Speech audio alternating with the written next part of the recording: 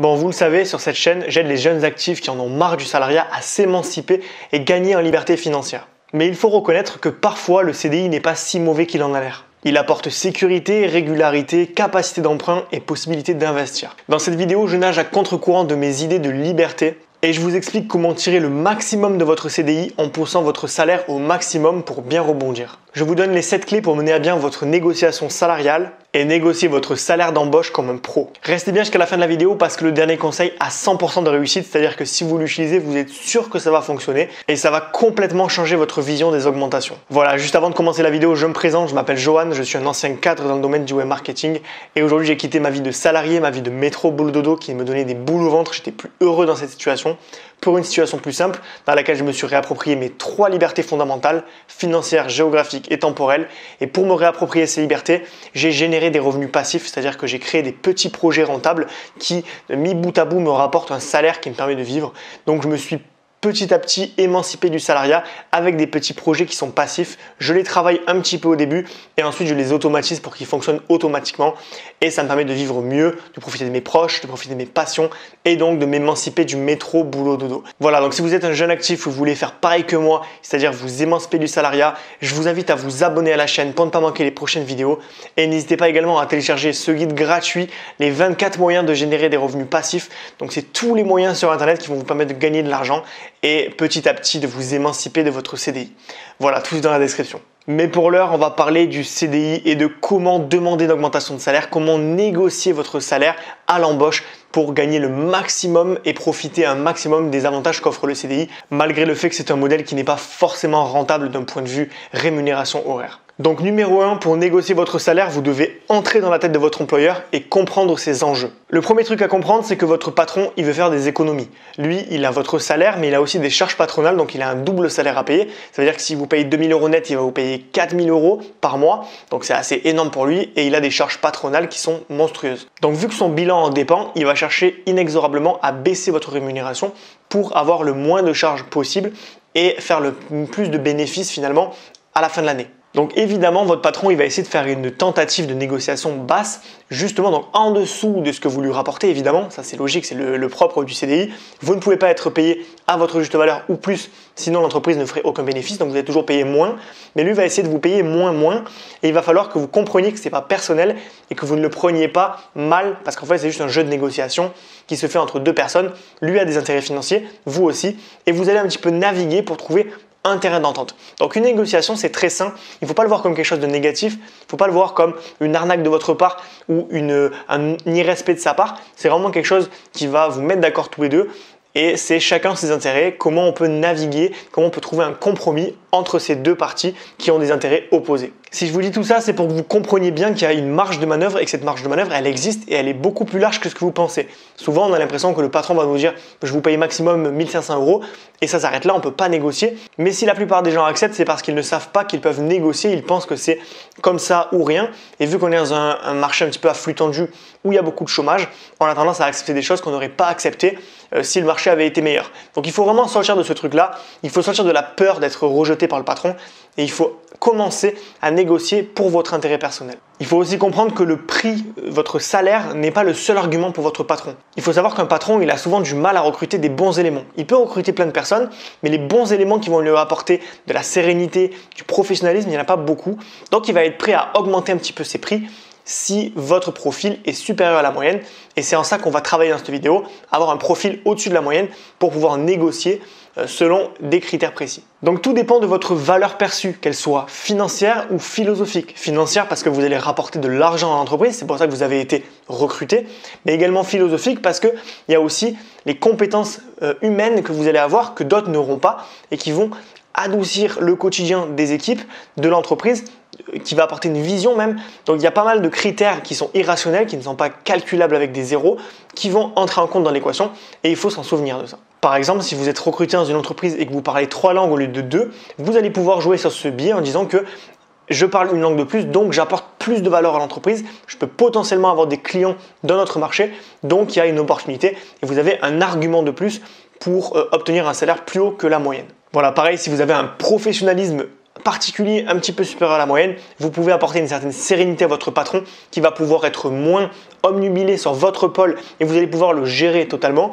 Donc le fait aussi de lui enlever des soucis et de lui vous dire moi regardez je pilote tout de A à Z, il va pouvoir accepter contre finalement de la sérénité d'esprit, quelque chose qui n'est pas touchable avec les mains, de vous augmenter, de négocier votre salaire à la hausse parce que lui ça va lui apporter un bénéfice qui est immatériel. Voilà, retenez donc que rien n'est figé et que le salaire qui est affiché sur l'annonce d'emploi finalement, c'est qu'un appel à la négociation, c'est une valeur qui est approximative. Alors certains patrons, ils vont mettre absolument ce qu'ils peuvent ne pas dépasser, mais la plupart des entreprises vont mettre des chiffres qui vont être assez volatiles, qui ne vont pas être réfléchis très précisément. Et donc vous pouvez toujours augmenter ce chiffre artificiellement en augmentant la valeur que va percevoir votre patron de vous. Numéro 2, soyez réaliste et identifiez la marge de manœuvre que vous avez dans le domaine dans lequel vous allez travailler. Alors si vous avez un taf que tout le monde peut faire, si vous avez un boulot qui est vraiment répandu, que tout le monde peut apprendre à faire très rapidement, par exemple passer le balai, passer une serpillière, servir, on va avoir un problème parce que vous êtes sur un taf où il y a énormément de demandes pour ce taf-là, mais il y a peu d'offres. Donc les patrons sont en position forte et ils peuvent vous imposer des tarifs parce qu'ils savent que si c'est pas vous, ce sera un autre. Mais là, on parle de tafs qui sont très répandus et donc là, malheureusement, vous n'avez pas de marge de manœuvre, vous en avez très très peu. Malheureusement, le SMIC vous protège de ce biais qui va faire descendre les prix parce que s'il n'y avait pas le SMIC, alors on paierait des hommes de ménage, malheureusement, 500 € par mois. Il y aurait tellement de gens qui voudraient faire ce taf qui seraient prêts à être payés une misère. Donc le SMIC, ça vous protège de ça. Et malheureusement, si vous êtes à un poste où vous avez un SMIC, ça va être difficile, très difficile de négocier parce que ils pourront toujours trouver quelqu'un d'autre qui acceptera de travailler au SMIC. Donc il faut absolument comprendre que le salaire se négocie en fonction de votre secteur d'activité.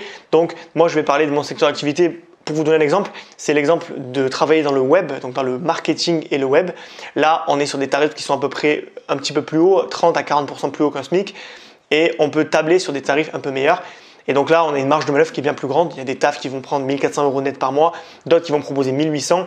Et entre les deux, on a pas mal de choses à faire. On peut monter à 2000, 2005, peu importe. Mais ce qui compte, c'est vraiment de savoir que le domaine va énormément conditionner votre marge de manœuvre. Voilà, vous pouvez négocier que si votre taf demande des compétences techniques qui demandent plusieurs mois pour être acquises et pas seulement des trucs qui peuvent être appris en 2-3 jours de taf. Donc concentrez-vous sur vos compétences pures et rationnelles, les compétences techniques pures, et demandez-vous combien elles valent. Est-ce que vous avez des meilleures compétences que les autres? Et sinon, pourquoi est-ce que vous n'augmenteriez pas ces compétences justement pour pouvoir exiger un salaire plus haut? Numéro 3, pour augmenter votre valeur perçue sur le marché du travail et négocier votre salaire, vous pouvez gonfler artificiellement cette valeur perçue. Comment? Tout simplement en adaptant vos supports, donc votre CV, votre lettre de motivation et votre portfolio que personne ne fait. Mais un portfolio, ça peut vraiment servir pour les métiers un petit peu intellectuels, notamment dans le milieu du web, c'est le cas quand vous faites du design, du code, du marketing. C'est important d'avoir des travaux que vous avez réalisés et de pouvoir apporter la preuve plus les résultats. On en parle juste après. Voilà, donc vous devez passer un maximum de certifications, même si elles ne sont pas officielles, c'est pas grave. Passez des certifications sur des sites, montrez, prouvez à votre employeur que vous êtes compétent avec des preuves justement à travers des certifications, des diplômes. Alors je ne vous demande pas de faire 15 ans d'études, ça ne sert à rien, mais prouvez d'une manière ou d'une autre que vous êtes compétent. Ne vous reposez pas seulement sur votre parole. La parole a un impact, mais les preuves marchent mieux. Ensuite, mettez en avant des projets perso que vous avez réalisés et si vous n'en avez pas réalisé, commencez à en faire dès aujourd'hui parce que les projets perso, ça montre que vous êtes quelqu'un de professionnel, de passionné et surtout de compétent. Donc n'hésitez pas à faire des projets perso et à les présenter à travers un portfolio, c'est-à-dire un petit carnet où vous allez faire des images, des screens de ce que vous avez réalisé, de vos projets personnels. Est-ce que vous avez créé une association? Est-ce que vous avez passé tel diplôme, telle certification? Montrez tout ce que vous avez fait dans votre vie qui a un rapport avec votre domaine, votre secteur de prédilection. Pour chaque expérience professionnelle que vous avez eue, ne vous contentez pas de noter ce que vous avez fait.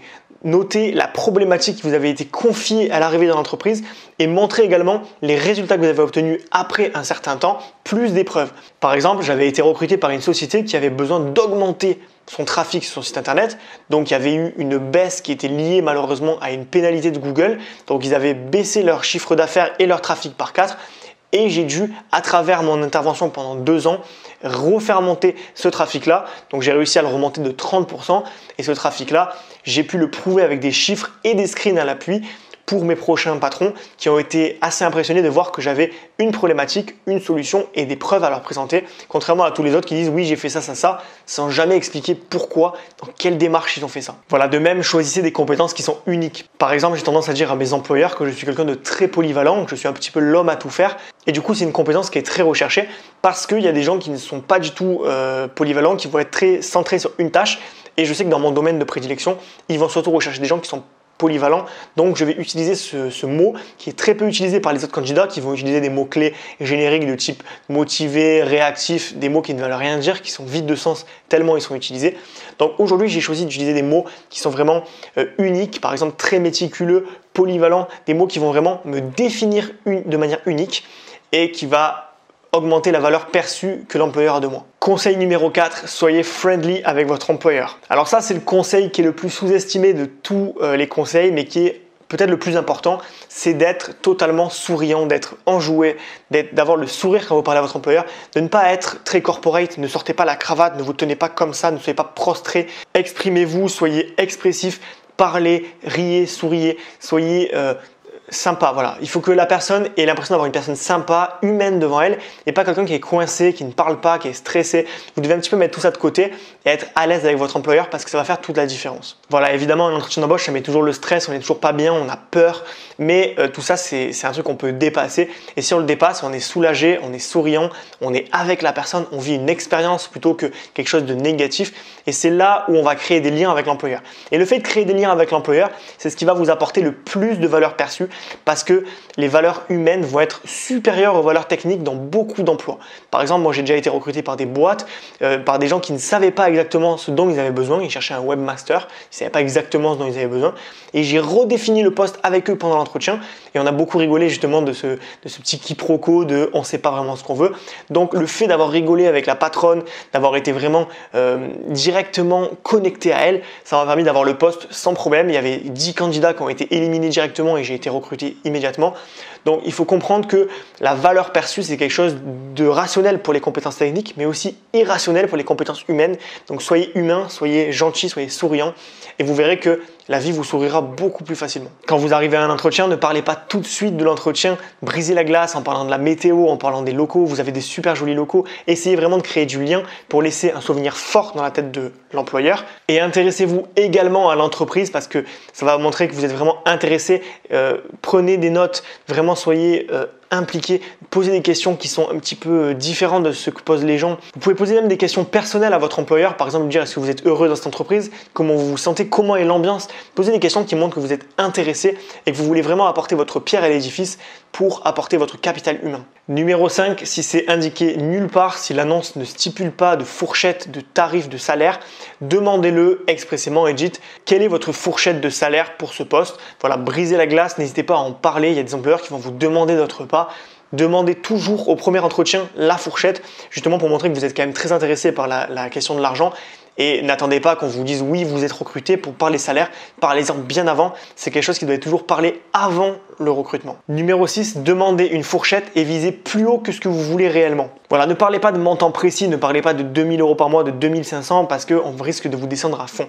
Parlez de fourchette, parlez j'aimerais être payé entre 34 et 36 000 € annuel. Et si vous demandez comme ça va être vraiment différent dans la manière que va recevoir l'employeur. C'est-à-dire que vous allez avoir une fourchette basse, une fourchette haute et dans sa tête, ça va être clair que vous ne voulez pas descendre en dessous de 34 et vous ne pouvez pas monter plus de 36. Donc vous allez lui donner un cadre, vous allez lui imposer un cadre, vous lui dire moi, je travaille de ça à ça. Est-ce que tu peux te positionner dedans? Oui. Dans ce cas, on travaille ensemble. Non. Dans ce cas, on ne travaille pas ensemble. Mais vous allez tout de suite poser un cadre et vous allez l'empêcher de pouvoir vous arnaquer en disant oui, mais moi je vais te payer 31, 30, 29 à sa guise. Donc là, le fait d'imposer un cadre, c'est très puissant et vous vous positionnez en prix. Vous êtes là, moi je travaille dans ça. Si ça te plaît, c'est bien. Si ça ne te plaît pas, c'est pas bien. Voilà, si vous avez peur de parler de chiffres hauts, n'hésitez pas à parler en rémunération nette. Évidemment, vous le précisez que vous parlez en net, mais vous dites par exemple, j'aimerais être payé 30 000 € net. Voilà, ça fait toujours moins impressionnant que de dire 35, 36 brut, évidemment. Donc, vous pouvez parler en net, c'est psychologique, mais ça peut aider. Voilà, moi, ma technique, c'est que si par exemple, je veux 33 000 € brut par an, eh bien, je vais demander par exemple un 35 000 € brut par an et je sais que l'employeur va toujours un petit peu essayer de tirer vers le bas, il va dire 33, 32 et je vais accepter parce qu'on sera à peu près tombé sur ce que je voulais au départ. Donc, toujours viser plus haut, il va un petit peu tirer vers le bas, vous faites semblant d'être un petit peu déçu, mais vous acceptez et au final vous avez eu le prix que vous vouliez avoir. Donc voilà, c'est une bonne technique de toujours viser plus haut. Évidemment, n'abusez pas des écarts. Si sur l'annonce il y a écrit 28 000, ne demandez pas 36 000, sinon vous allez passer par un illuminé. Donc vraiment, faites-le en toute conscience. Essayez de voir un petit peu ce qui se fait dans les domaines similaires. Essayez de vous renseigner sur le chiffre d'affaires de la société pour voir ce qui est faisable et ce qui n'est pas faisable. Et vous allez tout de suite pouvoir trouver le juste prix. Septième conseil, et là c'est le plus important en termes de positionnement, comment vous allez le demander, c'est de vous sentir légitime. Alors la communication, en gros, elle est 7% verbale, donc la façon dont je parle, et 93% non verbale, c'est-à-dire mon intonation, ma voix, mais également comment bouge mon corps. Là, vous voyez, je parle avec mes mains. Ça joue dans la communication. Si je ne parlais pas avec mes mains, regardez, là je ne parle pas avec mes mains et tout de suite le message est un petit peu différent. Pareil, si je change un petit peu de ton de voix, si je parle différemment, vous constatez qu'il n'y a pas le même impact, il n'y a pas la même façon de parler.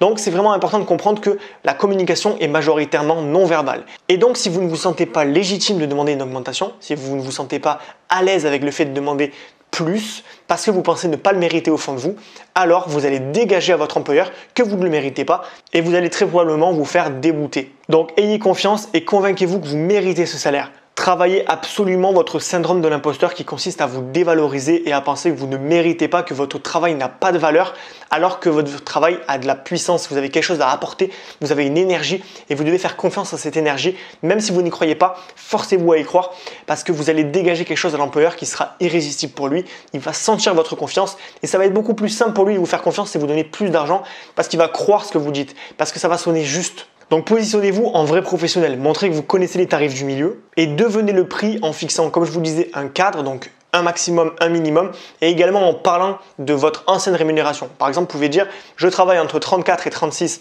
annuels parce que ma dernière entreprise me payait 34 ». Donc vous allez déjà avoir la preuve sociale que vous étiez déjà payé 34, donc vous les méritez, mais vous voulez un petit peu plus là pour trouver un avantage à travailler chez lui. Donc ça peut être très intéressant de gonfler votre salaire précédent, même si c'est pas vrai, c'est pas grave, mais ça peut servir d'argument pour obtenir une augmentation. Voilà, comprenez que vous ne faites pas une liste au Père Noël, que le salaire c'est pas un don, c'est pas quelque chose qu'on vous offre, c'est pas un cadeau. Vous donnez 35 heures de votre temps à votre patron chaque semaine, donc il faut que vous soyez récompensé à votre juste valeur et cette valeur c'est vous qui la fixez, c'est vous qui décidez. Soyez le prix, arrêtez d'être en demande, arrêtez d'attendre qu'on vous dicte combien vous devez gagner, demandez quelque chose et tenez-vous à ce tarif. Si vous montrez que vous êtes confiant et que vous n'avez pas peur de passer à l'entreprise suivante si vous n'avez pas le salaire que vous voulez, alors je vous garantis que vous allez avoir ce que vous voulez parce que les personnes vont le sentir. Votre patron va dire « Ok, cette personne est vraiment confiante, ça veut dire qu'elle sait ce qu'elle vaut et que donc elle est prête à aller voir un autre employeur si je ne lui donne pas ce qu'elle veut. » Donc il va avoir ce biais cognitif qui va lui faire augmenter sa capacité à vous payer plus que ce qu'il avait prévu de le faire. Voilà, huitième et dernier conseil, bravo si vous êtes arrivé jusque là parce que c'est vraiment le conseil qui va vraiment changer votre vie. C'est 100% de réussite à tous les coups, c'est d'augmenter vous-même votre salaire. Alors, je vous rassure, il ne s'agit pas de prendre votre fiche de paye et de modifier à la main le montant, ça va être d'augmenter vos revenus vous-même en créant des petits projets rentables autour de votre CDI. Donc par exemple, vous gagnez 1 500 € en CDI, mais vous voulez augmenter votre salaire. Comment vous allez faire? Vous pouvez soit demander une augmentation et vous plier à un potentiel refus de votre patron, soit créer des petits projets rentables, des petits projets passifs qui vont vous rapporter de l'argent de manière automatique. Donc vous allez les mettre en place et ensuite ils seront automatiques et ils vous rapporteront des petites sommes automatiquement et toutes ces sommes vont faire un montant supplémentaire à votre salaire. Et donc vous allez pouvoir gagner de l'argent facilement, augmenter petit à petit vos revenus sans demander la permission à personne. Et ça marche à tous les coups. Si vous imitez de la persévérance, si vous trouvez une problématique et vous trouvez votre mécanique de revenu passif, alors je vous garantis que vous ne pouvez que réussir. C'est pour ça que je vous offre le guide des 24 revenus passifs à créer sur Internet. Il est dans la description, vous pouvez le choper gratuitement. Ça vous donne tous les moyens de générer de l'argent passif sur Internet et donc d'augmenter votre revenu par vous-même. Donc c'est super intéressant, je vous invite à le télécharger. Et n'hésitez pas également à vous abonner à la chaîne pour ne pas manquer les prochaines vidéos. Je parle très souvent d'entrepreneuriat, de comment devenir libre, gagner en liberté financière, géographique et temporelle pour vous émanciper du salariat et enfin dire adieu au métro, boulot, dodo.